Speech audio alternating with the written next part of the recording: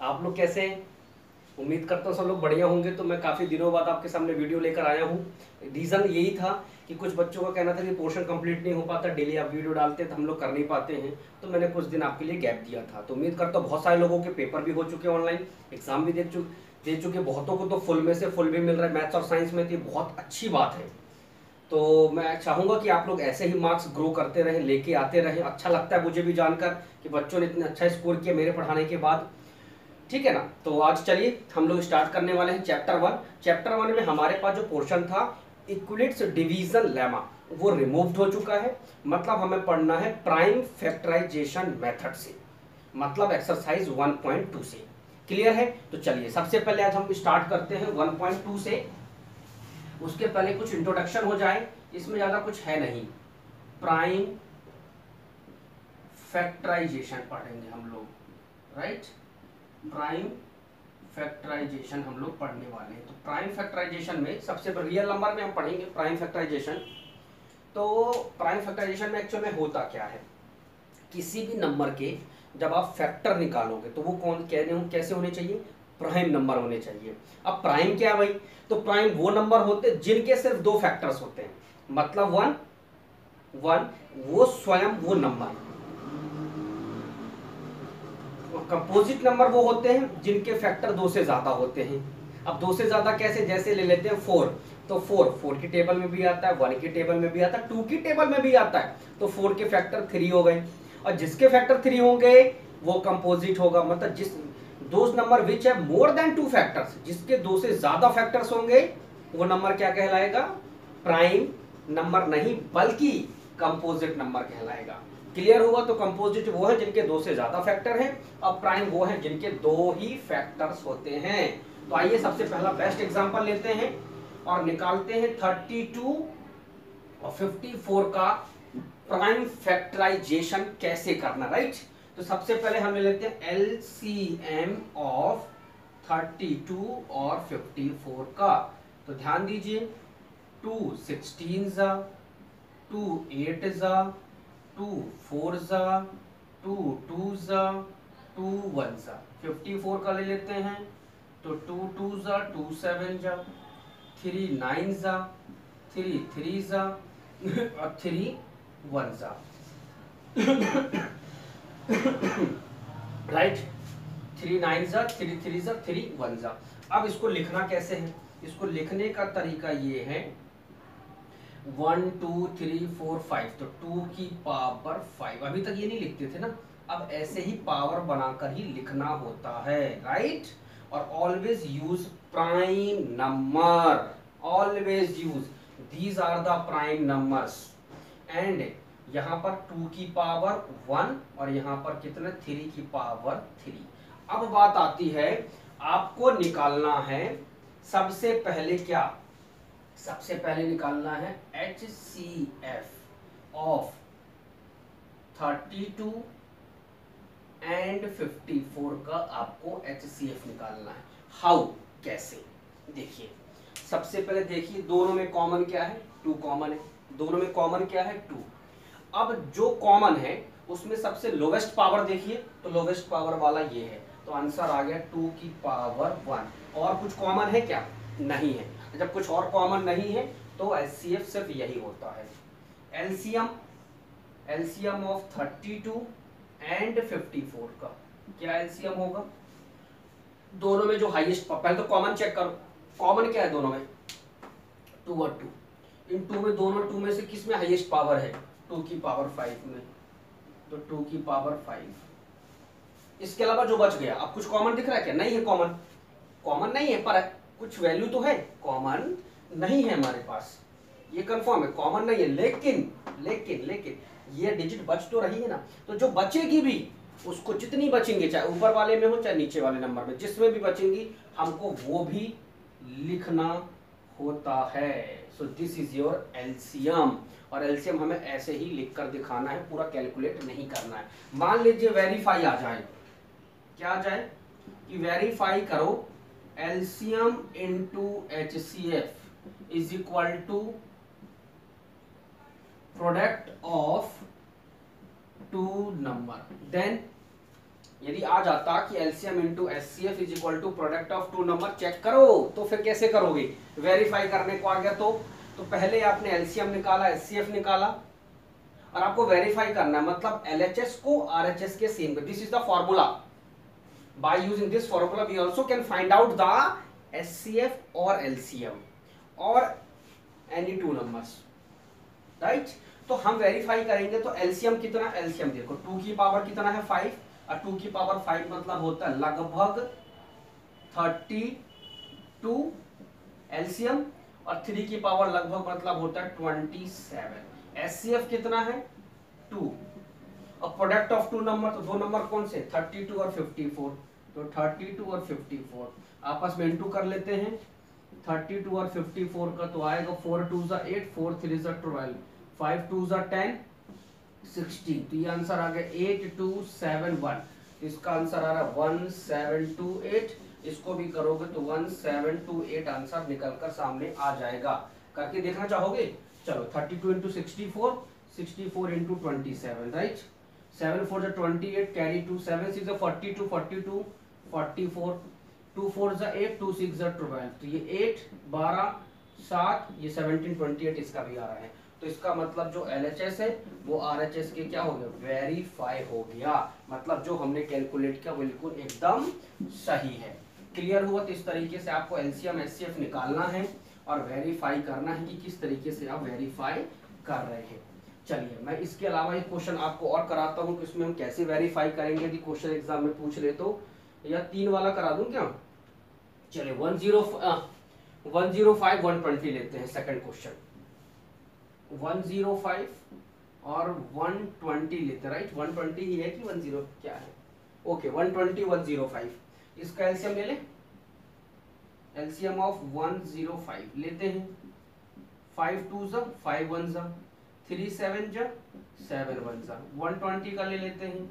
तो मालूम है कि 2 6 और ये 3 20 2 10 2 5 और 5 1 लिखने का तरीका वही है कि हम लिखेंगे सबसे पहले 105 इज इक्वल टू 5 की पावर 1, 3 की पावर 1, 7 की पावर 1। और 120 को कैसे लिख सकते हैं हम लोग? इसको 1 2 3, तो 2 कितने बार है अलग से लिख लेते हैं। 2 की पावर 3 इंटू 5 है तो 5 के नी पावर लिख लो, 3 है तो 3 की पावर 1 लिख लो। इस तरीके से लिख लिया हमने। अब आपको बताना है इसमें कि सबसे पहले HCF, राइट, और फिर LCM। अब HCF निकालो तो दो, देखो सबसे पहले कॉमन चेक कर दो। 5 दोनों में कॉमन है, तो सबसे लोवेस्ट पावर कितनी है दोनों में? 5 ही है, मतलब 1 है तो एक बार ले लेंगे 5। फिर कॉमन चेक करो, दोनों में कॉमन क्या? 3 है, और सबसे लोवेस्ट पावर कितनी है? 1 है, तो ये हो गया 3। तो आंसर आ गया 15। नहीं तो ऐसे लगा के लिख देना। अब आता है एलसीएम। तो सबसे लोवेस्ट पावर नहीं, हाईएस्ट पावर चेक करेंगे। अब हाईएस्ट पावर तो कुछ है ही नहीं, 1 ही है, तो ये आ जाएगा। दोनों में कॉमन क्या है? 3, तो 3 तो आएगा ही। जो बच गया, क्या बचा? 7 की पावर 1 और 2 की पावर 3। दिस इज ऑल्सो, तो this is your LCM. Verify करना आपका काम है, वेरीफाई आप कर सकते हैं, वेरीफाई कर लीजिएगा। मैंने आपको दे दिया है तरीका करने का। यदि आता है तो एक्सप्रेस करना है, मतलब यदि एक्सप्रेस करने का आएगा तो सिंपल इतना एक्सप्रेस करेंगे, और वेरीफाई करने को भी आएगा तो आगे वेरीफाई भी करेंगे। कुछ क्वेश्चंस में वेरीफाई भी करना पड़ेगा, राइट। एक और ले लेते हैं, मान लेते हैं तीन डिजिट कर लेते हैं। 184, इस बार अपन 3 डिजिट कर लेते हैं। 184, 230, और एक और डिजिट लेते हैं बेटा 276। देन क्या होगा? तब क्या होगा, राइट। सबसे पहले इसका निकालें तो 2 9 2 2 2 4 2 6, यही है ना। 2 4 8 बचा 1, 2 6 फिर 2 2 2 3 और 23 1 23। इसको दे देते हैं। तो देखो 23 1 ये, फिर 2 5 फिर 5 1 फिर इसको दे देते हैं। 276 को दे देते हैं 2 से, तो 2 1 और 2 3 2 4 ज्यादा हो जाएगा। 2 3 6, राइट, और 2 8 2 6 12 और 2 9 18। फिर किससे दे दोगे? 3 से दे दो, तो 3 2 3 3 23 1 अब चेक करें। चलिए तो सबसे पहले लिख लेते हैं 184 इज इक्वल टू 2 कितने बार है, 3 बार है, तो 2 की पावर 3 इंटू 23 की पावर 1। फिर 230 है तो 230 को लिखेंगे 2 की पावर 1 है, 23 की पावर 1 है और 5 की पावर 1 है। 276 को लिखेंगे तो 2 की पावर 2 है और 3 तो है ही नहीं, तो 23 की पावर 1।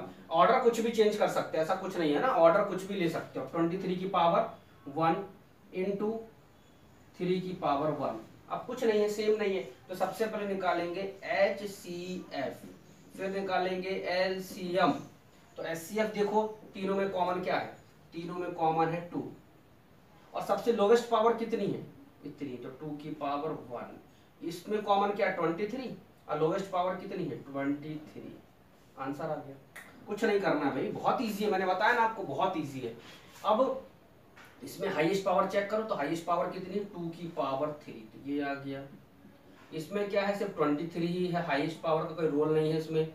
इसके अलावा जो बच गए तो 5 भी बच गया, 3 भी बच गया, तो ये 1 लगाना मत भूलना, अदरवाइज इसके नंबर जाते हैं बोर्ड एग्जाम में।